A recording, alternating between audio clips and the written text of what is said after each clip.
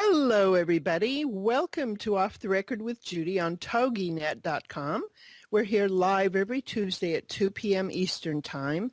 And each week we talk to someone who shares their secrets of something, how they've accomplished something amazing or overcome some huge challenge, or they will give us a behind-the-scenes look at how something works, and it's usually all three. And before we get into that, I want to remind everybody that you can subscribe to our podcasts on iTunes and get them automatically downloaded on your device, whatever it is. Just go to iTunes and do a search for Off the Record under podcasts. There are a lot of Off the Record, so you may have to search around a little, but we are there. We'd love to have you as a subscriber or a drop-in. You can look over the descriptions of the podcasts. We've had a wide variety of shows in the 2.5 years that we've been on, everything from serious business shows to some fascinating life stories to how-tos for all kinds of things. And then there are a few of what I call my Jerry Springer shows. There's truly something there for everyone and every mood, so please listen to more of this. Okay, and each week at 2 o'clock Eastern, please go to TogiNet, TogiNet.com, and click on Live on Air, and you will hear Off the Record with Judy. And this week, we have a really cool guest. All my guests are cool. But this one I'm real excited about because this is something that has been a theme in my life. My mother was a searcher, and so we searched all over the place, all over the whole time she lived, and had endless discussions about life and life after death and spirituality and all kinds of things. She read every kind of book that there was, listened to tapes, etc., from all kinds of psychics and all kinds of people who wrote about their own experiences and researchers and all kinds of stuff. So this is like second nature to me. So my guest today is Sandra Champlain, who is an author of the amazing book, We Don't Die, A Skeptic's Discovery of Life After Death.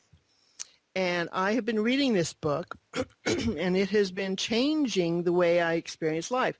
Now, I've read a lot of these books over the years, starting from when I was probably in high school. And I don't learn a whole lot from each one, and some of them I don't agree with. But this one is so well-researched, so interesting, and so there's something about the way she writes that is, it hits me in a different way. Things that I'd heard before and didn't really understand, I understand now, and we'll talk about some of that. But first of all, and there's more. I have to tell you, this is the part that first drew me to her, I admit. She owns Kent Coffee and Chocolate Company in Connecticut, and she is a chef for racing teams, including Andretti, Rahal, actor Patrick Dempsey, et cetera, et cetera. And she even talks about that in the book and how she helps them to win through some of the techniques that she has come across. Sandra, welcome to Off the Record with Judy. Judy, thank you so much. You make me sound like a superstar. Well, you are. When I met you, I liked you immediately. And we know each other, as a lot of my guests, through Craig Duswalt's Rockstar Marketing Bootcamp and Mastermind. We just had our Mastermind meeting last week in L.A., and she gave me a copy of her book, which I immediately started reading. And I haven't made it through the whole thing yet. I intended to, but I'm savoring it. That's okay. And it's just wonderful. I read it in a restaurant I went to in Longhorn, one of my favorite restaurants, and it affected me to the point where I was just all love. Of course, coming back from L.A. after one of the masterminds, I'm all love anyway. But this was even more so. There was a guy on the corner where there was a red light where I was turning left, and he was begging. Now, I've been at that intersection a lot. There's rarely anybody there. Almost now, I can't even remember when there's someone there. And so I dug around in my purse, and I found a $5 bill. Now, I could have given him a 1 or a 5. I gave him the 5, and I could see that the guy behind me was motivated, because he took a minute and then he gave him some money. I mean, and the guy, I didn't even care how he reacted. I felt good because I felt like you never know what role he's playing. And we have so much to talk about. Okay, tell us a little bit about how you got into this whole thing. Well, sure. First, let me just tell you and your guests listening that I've got a bit of a cold that I woke up with this morning. So I might do a little sniffling or coughing, and I will be kind and just place myself on mute. I'll let you know if that happens, but this was so important to me, I wasn't going to postpone this interview. But Great. a little bit about me. Yes, I own a coffee and chocolate store. It's a little mom and pop operation in Connecticut. Um, it was not doing so well, and so I have a wonderful manager who's brought it from kind of failure to succeeding again. That's in Kent, Connecticut. And I'm a chef. I travel with race car teams, and it's a hard job. It's literally on my feet 18 hours a day, cooking 140 pounds of chicken in a meal or something. So, people say, oh, racing's so glamorous. Oh, it's Uh, hard work yes. outside. Yes. So that's just a little bit about like what I do. And then as far as the book goes, I love your introduction to the show because you talk about secrets. And, you know, I can expose myself on the show because I think many of your guests do, but there really is a secret behind why I wrote it. And in a nutshell, I'll give you the brief condensed version and then we can go more into it. But I was someone who grew up who didn't have much of belief in anything. Even though I grew up Catholic and we went to church every Sunday, I was just kind of doing the ritual, but not a lot of faith behind it. The whole world of life after death and people that believed in spiritual things and psychic abilities and medium abilities. Judy, I used to think those people were insane, nut jobs. I'd go into a bookstore and see the spiritual section and I'd laugh. Like these people really just need to get a life because none of that is real. Uh-huh. Hence the subtitle, A Skeptic's Discovery of Life After Death. Mm-hmm. But lo and behold, somewhere around 1996, I developed an incredible fear of dying. And not that anything had happened to make, that so real for me, but very secretly, I went on this expedition. Is there any proof of life after death that will calm my fears?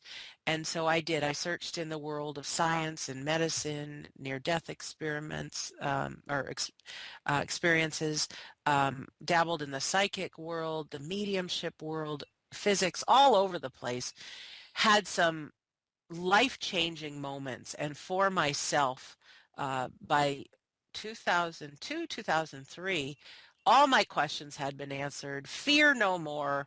Somewhere in the back of my mind, I thought, if I told people about this, it would really help.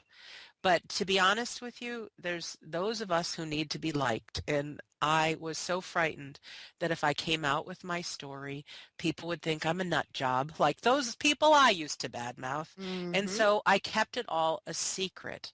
So fast forward to 2010, my dad is diagnosed with cancer, and 5 months later, he passes away. In fact, the anniversary of his death was just day before yesterday. And through that time, before Dad died and even after, I went through an incredible bout of grief. I didn't know it was grief at the time, but I have never felt lower as a human being. And before Dad dying, I researched this after the fact, but we can actually experience something called anticipatory grief.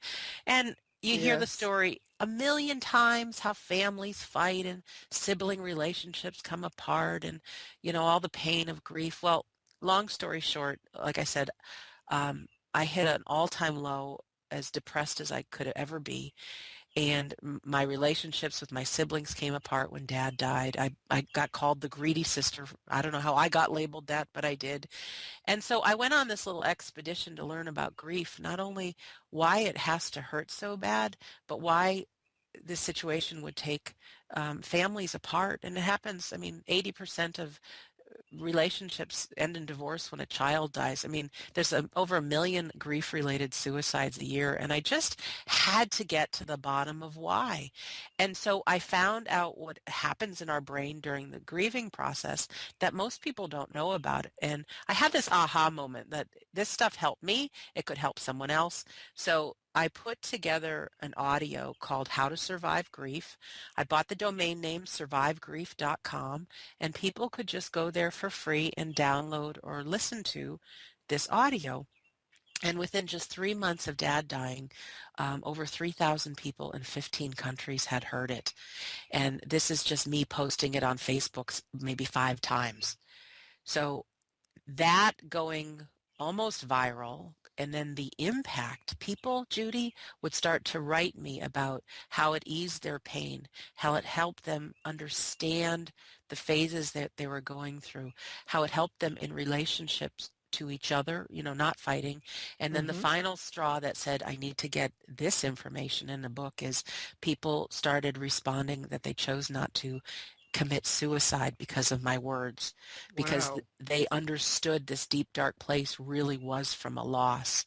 And I tell you what, even though everything within me was afraid what people would think, if I told my story, at this point, if it's saving lives, who am I not to? So the secret behind my book is, yes, I tell my journey about life after death, because truthfully, I don't think there's a lot of people looking for books on grief. So most of my book is my adventures and why I believe in life after death. But that How to Survive Grief audio has become chapter 10 of my book. And then the rest of the book is, if we don't die, how to live a powerful life as a human being while we're here. So your example of giving the $5 to the man on the corner is perfect, because, I do think our life is about how much we learn and how much we grow as humans. Mm-hmm. Mm-hmm. Well, there's so much. My I know. head is just swimming. Oh, Um, that's what I o- do. okay, one of the things that really helped me, and like I said, I've read a million of these books. Um, the whole concept of the voice versus your soul So, voice. yep, Tell us about that, because that sure. was something that I've been told for. But if you were to ask 20 people in your life, what do they love about Judy? What do they love about Sandra? What do they love about you? Those people would have a list of, oh my gosh, you're so powerful, you're independent, you make things happen, you've got such a great sense of humor. And so people see us as these really great individuals, yet this inner critic is telling us something else. Well, who's right? The truth is, those 20 people are right. We are so much more powerful and so much more wonderful than we even know. But we're trapped, we all are, by having this voice inside of us. And so when you talk about meditation, and I call it as simple as quieting the mind, Hmm. anything you can do to be in the present moment, to just let that little voice be in the back seat for a while, that's when we're in tune with our intuition. That's when um, we get gut instincts about things. That's when, believe it or not, some of the most profound inventions and pieces of art came out of artists quieting their mind, and new thoughts arise.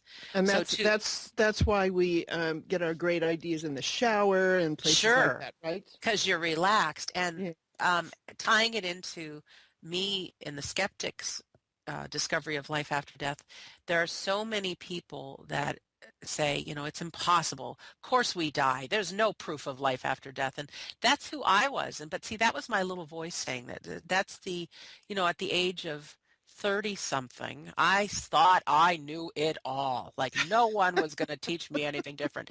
But when you start digging, there's over 200,000 accounts of near-death experiences. There's a doctor who's only studied near-death experiences of blind people who Hmm. can see for the very first time when they're flatlined on a table. There's 3,000 accounts of children who've had reincarnation, said they've been reincarnated or new things, and they've been able to go back and document. See, our skeptic side doesn't even want to open the book and even research that. It's so much easier to say impossible. And a great illustration of this is, hundreds of years ago, we didn't believe the earth to be flat. We Hmm. knew it was flat. Round. Yes, yes, yes. Yeah. Oh, yeah. We knew the earth was flat. It couldn't Mm-hmm. possibly be round. People went to their death if they said it was round. Hmm. And so it takes time for a conversation to change.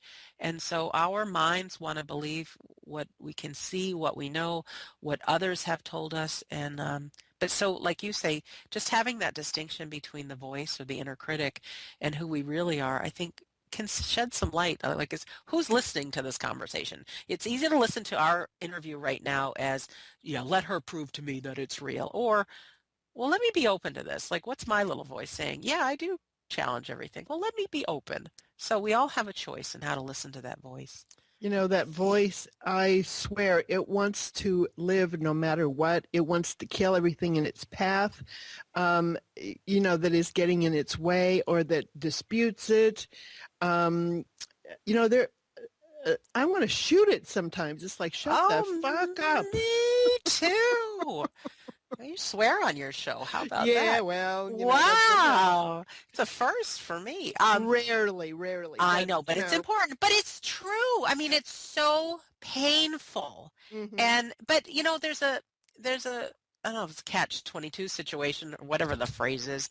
But if we really believed that we were these powerful beings, divine beings here on earth for just a short time to learn, to forgive, to grow, to experience emotions, and we remembered that 24/7, I don't think there'd be any point in being here on earth. I think that little voice actually, on one hand, I don't know, it's like part of the game, like we're not supposed to remember.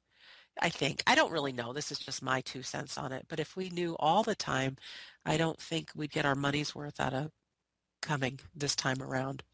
I don't know. So speaking of that, what do you think the point is of life on Earth? I think that, and I very playfully illustrate this in my book. This is one of these things where this is Sandra's idea. No one has to take this on as truth. But if there is this place called heaven or the hereafter, and we hear about it all the time, how it's just beautiful all the time, it's all perfect, it's all wonderful, it's all good. If we're living in a place of all good, we can't experience bad. Like I use the example, if you're given your favorite food, I don't know what yours is, but mine might have to be cheesecake or something like that. Mm-hmm. And if that's the only thing we were given to eat, in the beginning, it's like, hey, awesome. But then it gets tremendously boring, and if we're living in a place, heaven or wherever you want to call it, and it's wonderful, and that might be a great place to rest, but to learn life lessons, I think you need to have the good, you need to have the bad, we need to have the sorrow and able to feel the joy. You know what I'm saying? We need to have a full range of emotions. And I think It's like why we read murder mysteries and why we go to adventure movies. sure, absolutely. I've lived close to the ocean my entire life, whether it was in Connecticut or Massachusetts or Rhode Island. And do you know how many times I go these days? Very rarely. It's like it's such a beautiful thing, and it's one of my most favorite places, but it just becomes regular. And so I go on a trip. I just saw you out in Los Angeles, and all of a sudden it was an adventure. It's awesome. I took a Yeah. helicopter ride. It was an adventure. Oh, Oh my I goodness. love those. Yeah, and so to have new experiences and to share them with these other beings here, other people, and even other people, as much as we might love them. I mean, there's times that they bring us tremendous pain, but I think any one of us looking back on our life from where we stand right now, and I'm sure Judy and everyone listening has had the same thing happen. You've had some really horrible, horrible, horrible, and painful things happen in your life. And you've Most of had, which have been in my head and never really happened, by the way. yeah, true. They say we create our own suffering when we Right. think things should be one way. But, I watched my dad die a very tremendous suffering death with cancer. Mm-hmm. And Mm-hmm. and it's, I mean, as horrendous as it was, everything and the person I've become now, all those things had to be in place for me to be where I am.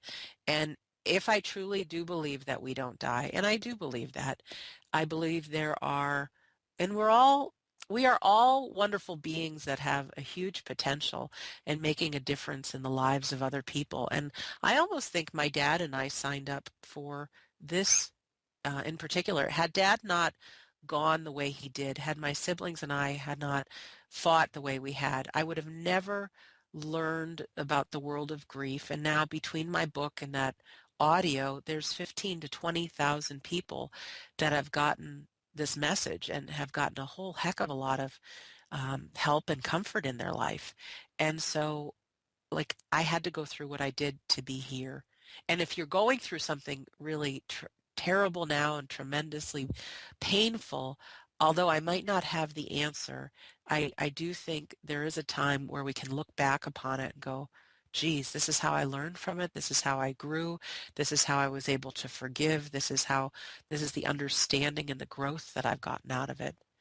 And Judy, I wish I had the answers for everything because I certainly don't. There's a ton of suffering and pain on our planet, and I don't.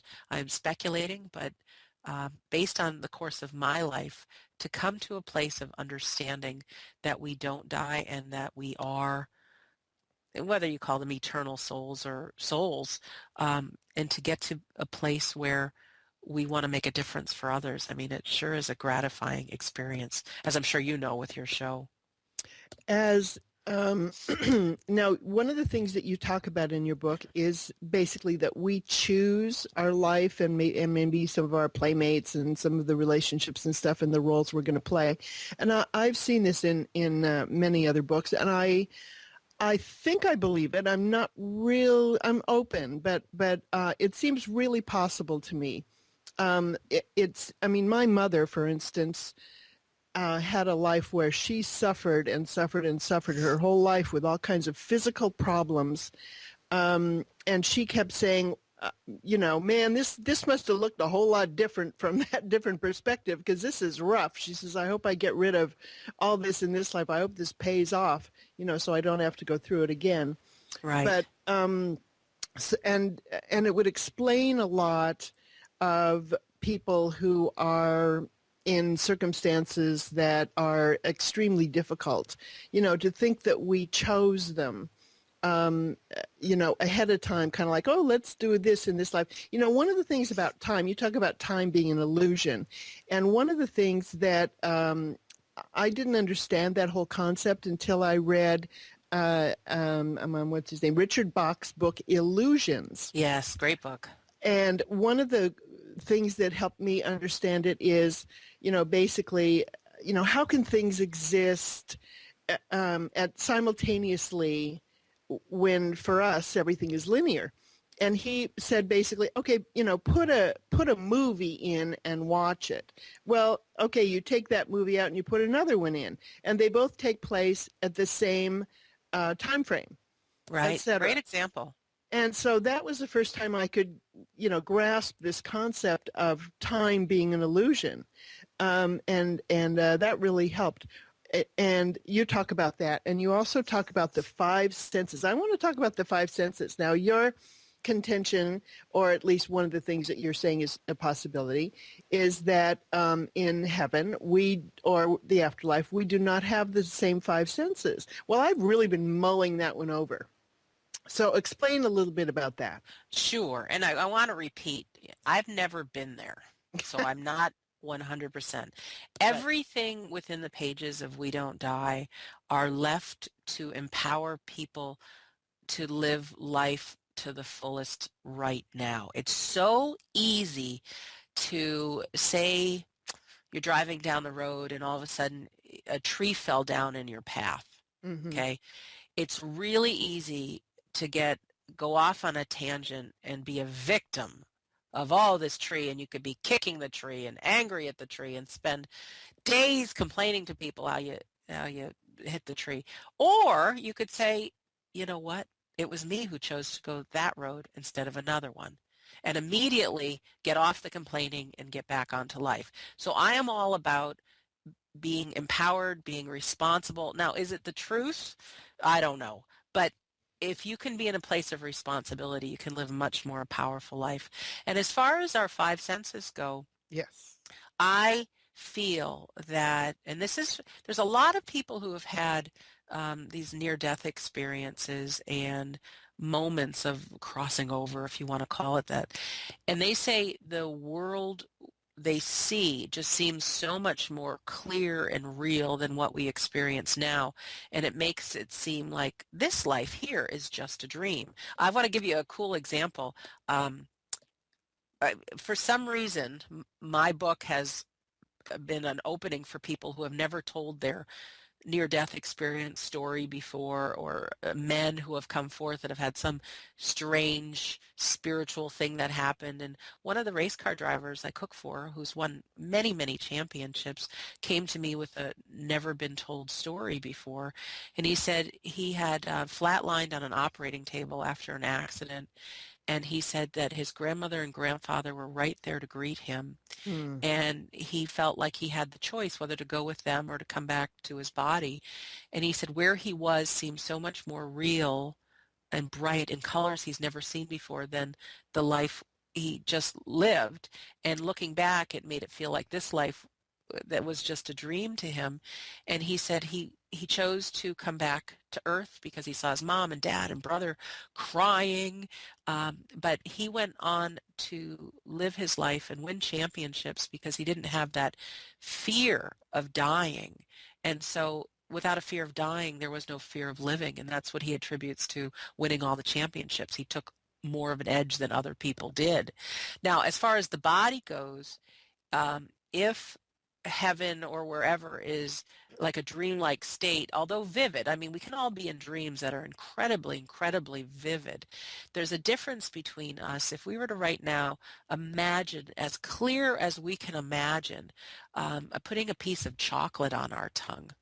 I mean, we can almost taste it, whether you like dark chocolate, white chocolate, milk chocolate, and really savor it. And your mouth might start watering right now, and it's delicious. Mm-hmm. However, if I actually gave you a piece of chocolate to put on your tongue, there's a different experience. There is something so real having the body, using your eyes, seeing a rose or a sunset, hearing the sound even of your voice right now, because I'm got this picture of beautiful you that I just saw a few days ago in Los Angeles, or hearing music, or getting a smell of a cinnamon roll walking through the airport. Whatever those things may be, I think it's important.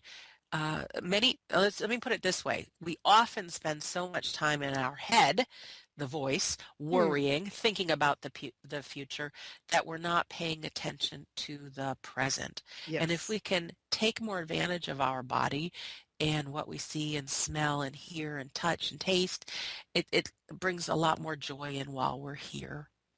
So Absolutely. again, until we can both cross over and have the debate, yeah, maybe our senses are even fuller there. I'm not sure. But again, it's all to live our lives more powerfully now. I have never been afraid of dying, and let me tell you why. When I was little, I went to a summer camp. And at that point, I was in seventh grade or something. I couldn't swim. My mother was always afraid of the water, and fire and floods and I mean, many, many things. So we didn't, I never had swimming lessons or anything like that. So I go up to camp, and the first couple days I'm there, I am just jumping into the pool. There's nobody around. It was before something. It was before a class or before something. And I jumped into the pool, and I would get out and jump in again and get out and jump in again. And I was just kind of paddling around because I couldn't swim at that point. And at one point I went under and got disoriented and didn't know where I was or how to get out of it or anything. And I'm fighting and fighting and fighting. And all of a sudden I got this incredible peace. And I thought, okay, this is it. But just an incredible peace. And then someone jumped in and fished me out. And the first thing I did was jump back in the pool so that I could, I didn't want to get stuck there afraid. But ever Wow. since then, I have not feared death. I have only feared the suffering that precedes it. Yes. And Yes. my idea of hell would be being on life support, Oh, of course. or Definitely. any of that, with people fighting over me and me inside screaming, "Don't do this to me," etc. Yeah. They say, Judy, that the moments we close our eyes that last time here, we open them to this most incredible place that feels very much like where we are, but with colors we haven't seen before, and all of our loved ones are there to greet us, even our pets.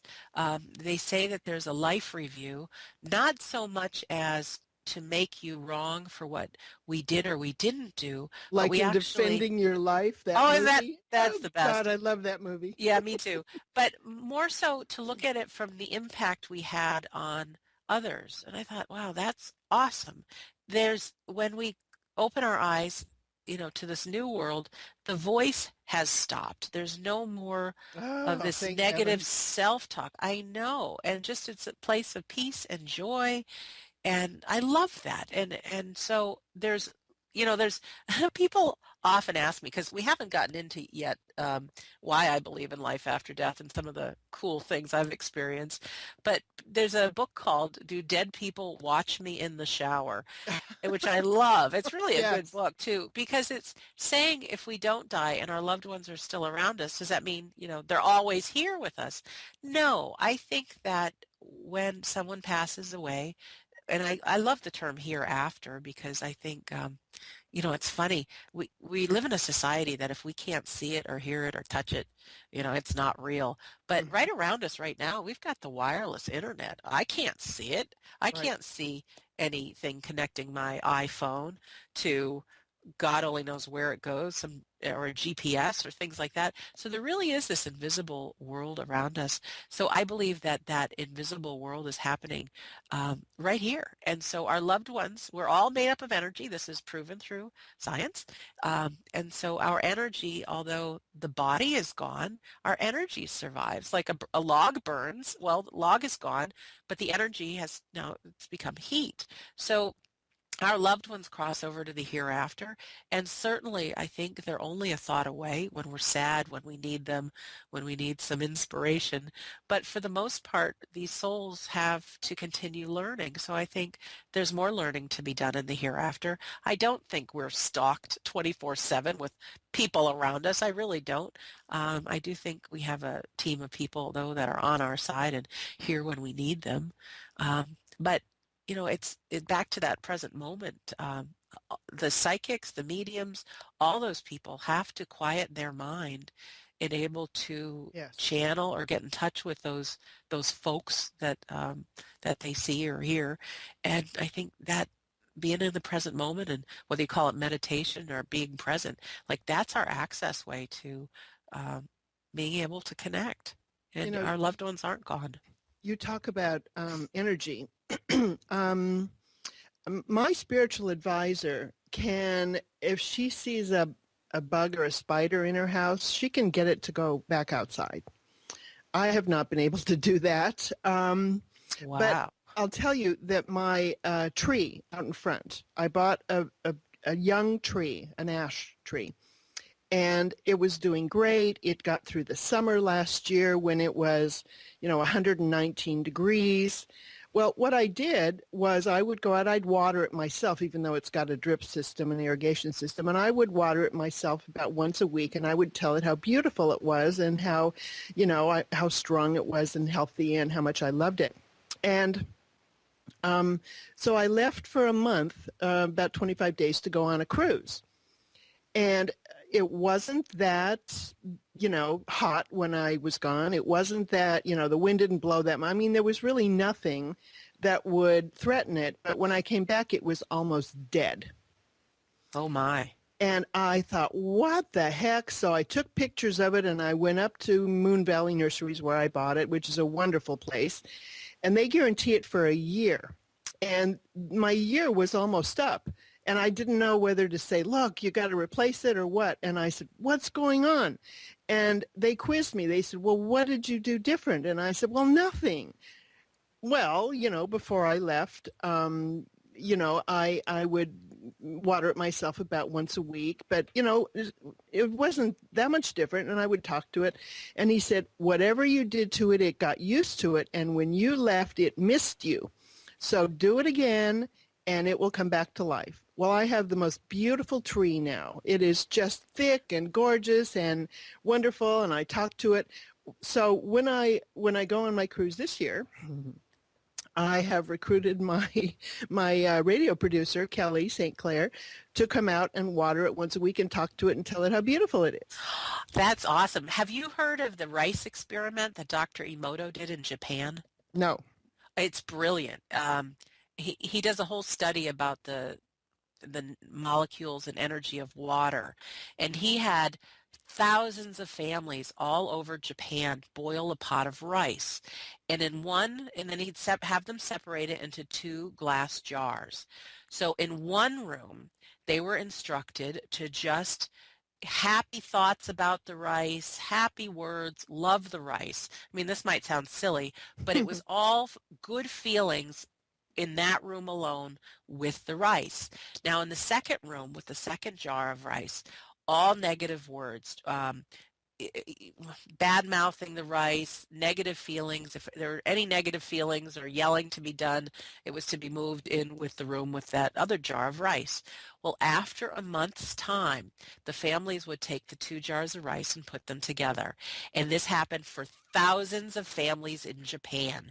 The rice that was spoken nice to and nice thoughts and nice music turned a gold color, and when they lifted the jar, it was this nutty smell. And the other one that had all the negativity turned black and smelled foul. Oh my gosh. Perfect example of what you're talking about. And to the skeptic, it's like, well, that can't be possible. Well, it is. There's plenty of pictures around the internet. And when you even think of the sunlight, I mean, that's energy, that's warmth, and it causes things to grow. When we feel good, I really do think we emanate good energy. I do. You know, I can feel when I'm driving down the street and a car comes up behind me, I can feel how they feel. I can feel whether I better get the heck out of the way or whether it's okay. And it has nothing to do with how fast they're going. It's like the car behind me has a personality. Yeah. When I'm going up an escalator or down an escalator, I don't know why, there especially, I can feel the people behind me, whether they, are, I can feel their mood. I can feel especially if I need to get out of their way, whether I'm in their way or not.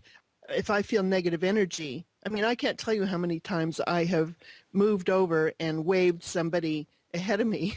The other day I was driving home, and in my little complex where I live, not little, it's 15,000 homes, the speed limit is 35. Well, most people go around 30. Very few of them speed. There was a car behind me. And I mean, this is a pretty narrow road. It's like, two big lanes, one going one way and one going the other. And I could feel the negative energy of this person. I literally pulled over and let them go around me. Mm-hmm.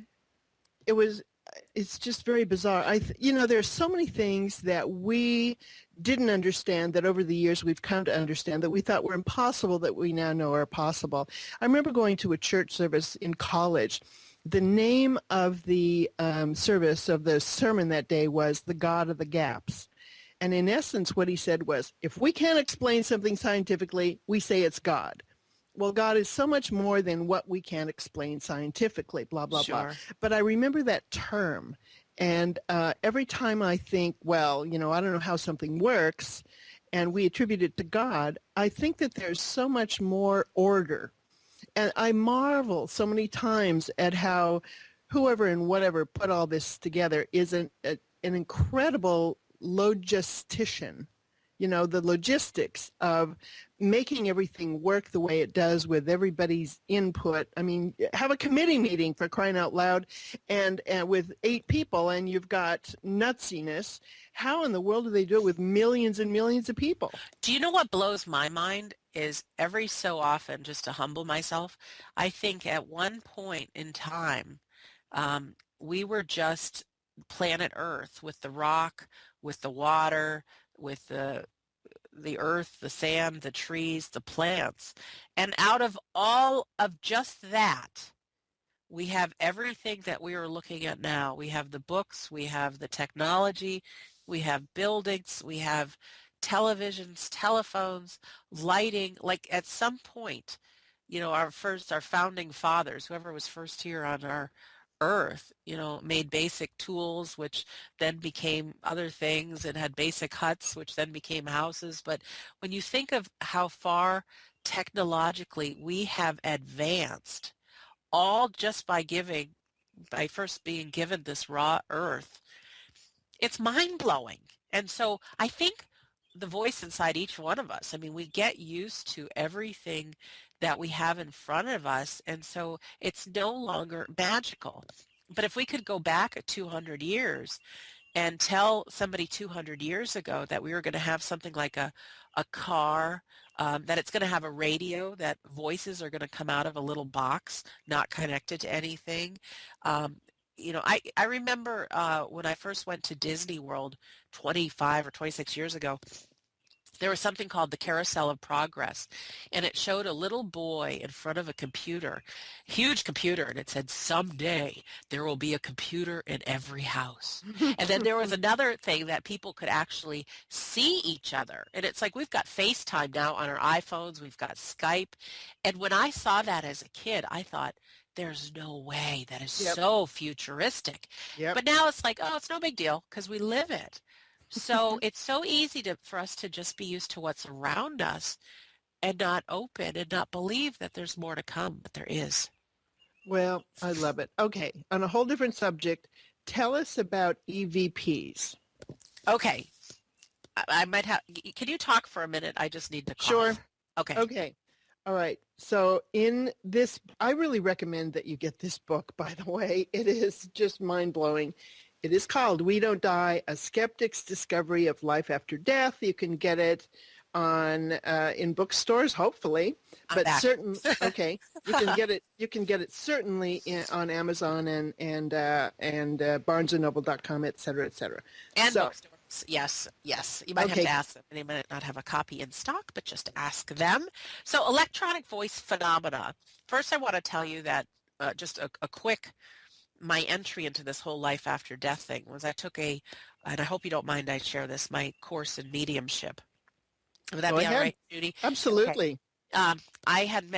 I'd seen a great stage show performance of a medium, and I was pretty convinced that she was the real deal, not having plants in the audience because she was so specific.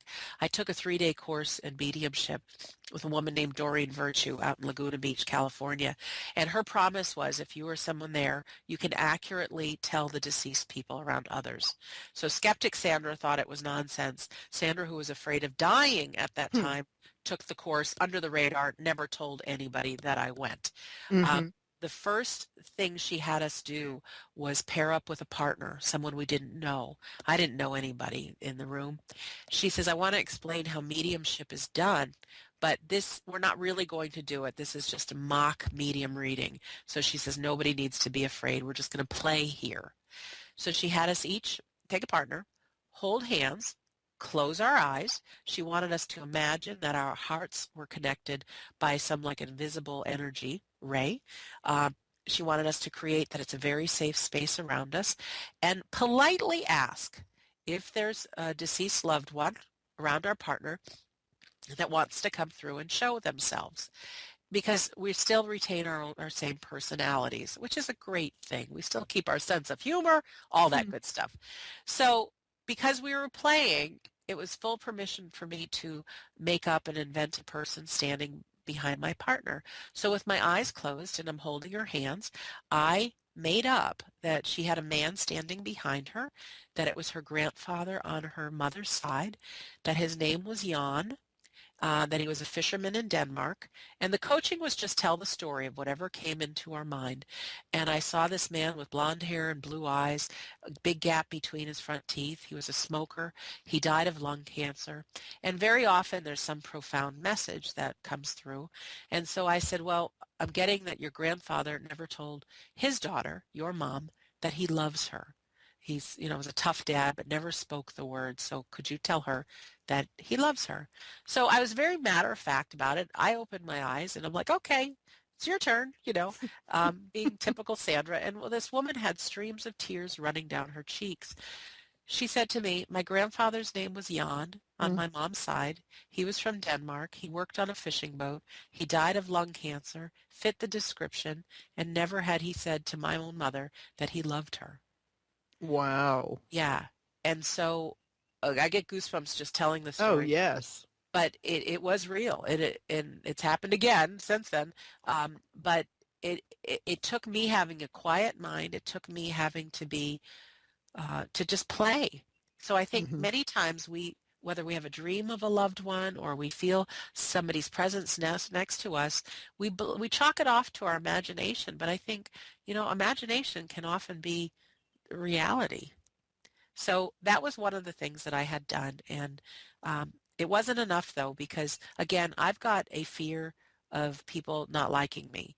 So there was no way I was going to tell people I did this because, unfortunately, for as many times as I was right over the weekend, giving accurate medium readings, I was also really, really wrong. And it was my imagination.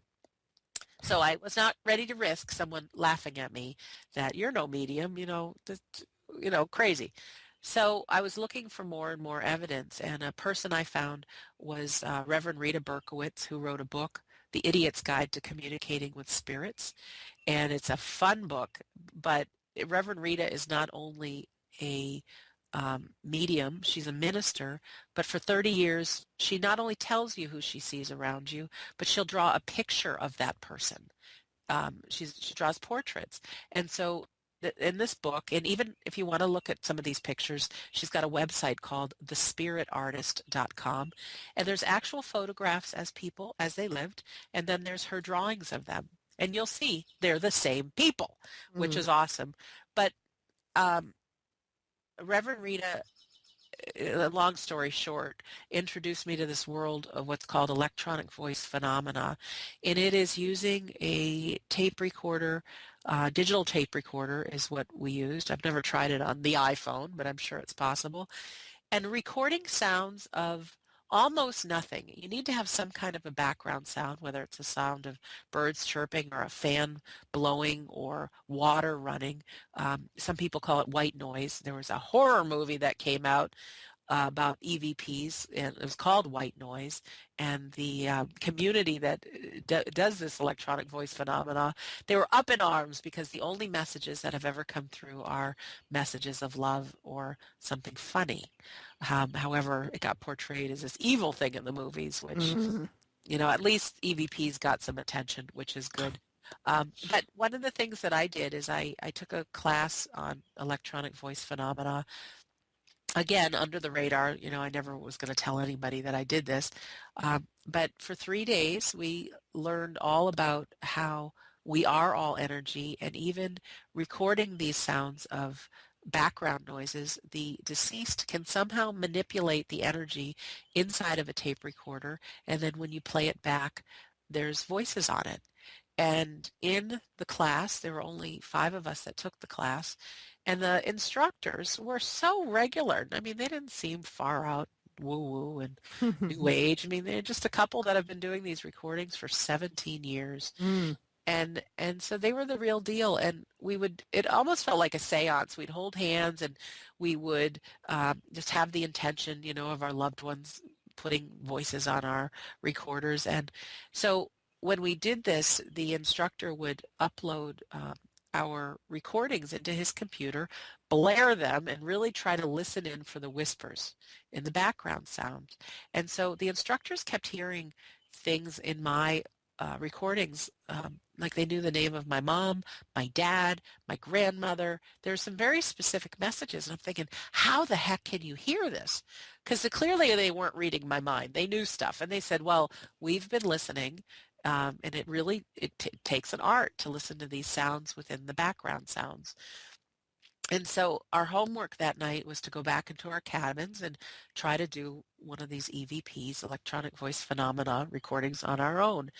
So I was never successful thus far. So you just have to picture this. I walked back to my cabin. It was raining crazy outside.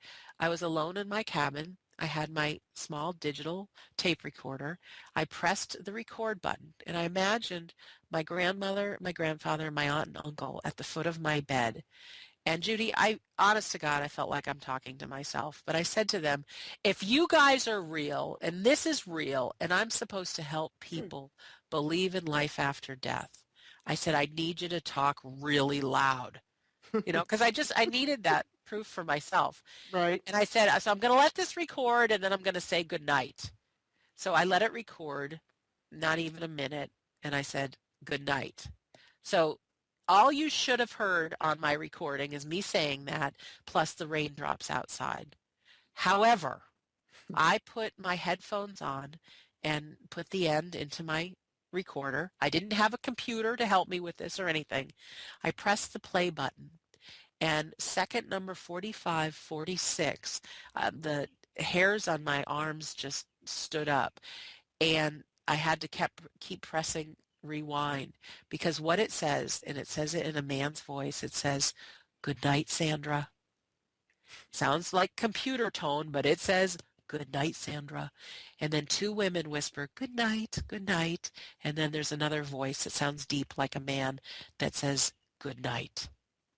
And it scared the heck out of me. I wish I could tell you I was dancing and shouting like, yippee, I got one, but I was scared to death. Like, this really means people are around. And but after that, that's what it took to give me the courage to start not only telling people, here, listen to this, but doing recordings very secretly with people. I must have worked with 200 people that had lost a loved one, and messages came through.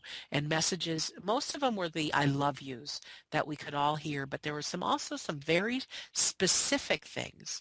And if people want to hear that message, I have a website, wedon'tdie.com, and I have a Emmy award-winning filmmaker who read my book, who went from an atheist to believing in something more. He says it changed his life. He filmed a documentary about me. He came to Massachusetts and filmed me for 2 days, and there's a 50-minute video that people can watch. And even if you just watch the free preview right on the main screen of We Don't Die, you can see the EVP and hear it where it says, good night, Sandra. And so, and there's also anyone who goes there, if you want to, you can download or play that How to Survive Grief audio. The first couple chapters of my book are there, because I know we can't get everything into our hour interview right now. Right. And there's a whole heck of a lot of information of all the different modalities that I studied that make me believe that we don't die. So I want to give that to all of you. That's at wedon'tdie.com. And I want to know how you got that domain name. Well, it cost me some money, I can tell I you. bet. And I actually got it long before I decided to write the book. I had this vision in my mind that someday I'm going to write it. So I've owned the domain name probably for about 15 years, because I just knew that someday it's going to come out of me. But just my story of life after death to me wasn't good enough. And then it all makes sense now after the fact, because I've done all the research about grief. And I've also been somebody since 2002 that has been very, very deep in how to live a powerful life as a human, how to relate with others, what fear is, how to, I don't know, I don't talk about the law of attraction and all that kind of world, even though I believe it's real. One of my main points is to put this whole world into everyday common knowledge. One of the reasons I think my book was easy for you to read, and it hits you a little different than most books, is, Judy, I actually imagined a person sitting in front of me that didn't necessarily believe in any of this, but of course maybe had some fears of death or had lost someone. And I, in the very basic language, just wanted to tell you my story. Mm-hmm. So I wanted it to be very readable and give people some tools that it can, and what it really does is turn up that energy, turn up those feeling good things, helps people get through fear, helps people. I mean, my biggest gift would be to humanity is if I could get people so that those final moments before we pass into the hereafter, we're looking back on our life not from a place of regret, what we should or shouldn't have done or shouldn't have said, which is where most people die these days, Mm-hmm. is have people go, wow, I really played full out on that one. I got my money's worth out of that life. And really left with this excitement for what's next and just a whole bunch of gratitude. I love it. So We've only got a minute left. no, say I it's not I so. know, I know. I've been telling my producer, no, no, no, make it last, Okay. make it last. I want to read one thing in your book on page 84. It says, after death, we get to the spiritual plane. We keep growing there too. When we arrive, we're burned out. We have to go through a renewal stage, a learning stage, and a stage of decision. We decide when we want to return, where, and for what reasons. I, there are times when I'm so excited I can't wait to die. I'm not going to help it along, by the way. But No. anyway, this is so fascinating. Once again, I urge people to get the book, We Don't Die, A Skeptic's Discovery of Life After Death, Sandra Champlain. Thank you so much for being on, and I hope your cold gets better and goes away. And everyone have a great week, and we will see you back next week at 2 o'clock Eastern Time on Off the Record with Judy on TogiNet, TogiNet.com.